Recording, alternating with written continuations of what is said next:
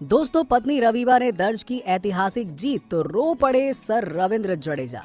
फिर अपनी पत्नी के पहली बार एमएलए बनने पर उनकी तारीफ करते हुए उन्होंने भारत देश और देशवासियों के सम्मान में जो कुछ कहा, उसे सुनकर आप भी रविंद्र जडेजा की देशभक्ति को दिल से सलाम करेंगे।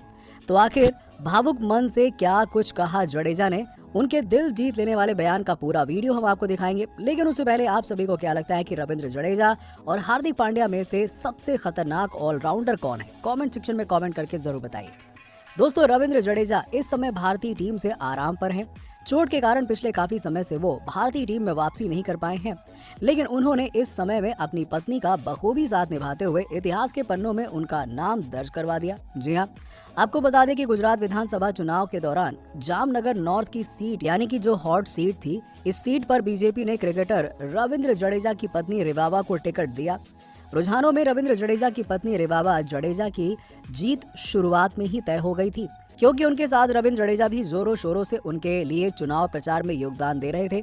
और आखिर अंत में रिवावा ने अपने निकटतम प्रतिद्वंदी कांग्रेस के विपेंद्र सिंह चतुर सिंह जडेजा से 40,963 वोटों के भारी अंतर से ऐतिहासिक जीत हासिल की है और इसी के साथ ही वो नई एमएलए भी बन गई हैं। दोस्तों, रिवावा का चुनाव लड़ना चर्चा में इसलिए आ गया क्योंकि उन्हें परिवार में ही विरोध का सामना करना पड़ा। उनके पति रविंद्र जडेजा उनके साथ थे, लेकिन ससुर और ननद उनके खिलाफ प्रचार कर रहे थे क्योंकि वो कांग्रेस के सदस्य थे। उनका ननद नैना जडेजा के साथ खराब संबंधों को लेकर विवाद भी हुआ था। हालांकि जडेजा के साथ रिवावा ने कहा था कि यह पारिवारिक मामला है, विचारधारा अलग है लेकिन परिवार नहीं। दोस्तों, इसी के साथ ही वो पहली बार ही चुनाव में खड़ी होकर ऐतिहासिक रूप से एमएलए बन गई हैं, जिस पर पूरे गुजरात में जश्न मनाया गया।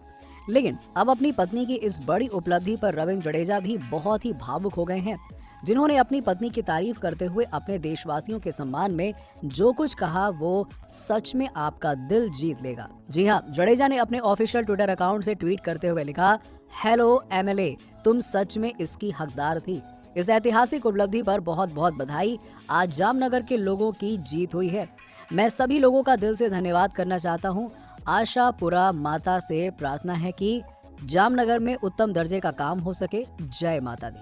जी हाँ, केवल इतना ही नहीं दोस्तों, आपको बता दें कि अपनी जीत को लेकर गदगद रिवावा ने जनता को धन्यवाद दिया और कहा कि वो लोगों के हित के लिए काम करेंगी। लोगों को उनसे जो अपेक्षाएं हैं उन्हें पूरा करने का प्रयास करेंगे।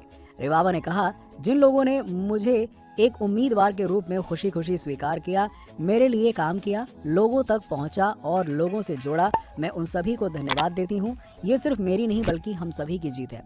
तो दोस्तों, आपको क्या लगता है कि क्या रविंद्र जडेजा और जसप्रीत बुमराह में से किस खिलाड़ी का टीम में ना होना भारतीय टीम की नाकामी की सबसे बड़ी वजह है? कमेंट करके बताइए और ऐसी ही खबरों के लिए सब्सक्राइब कीजिए।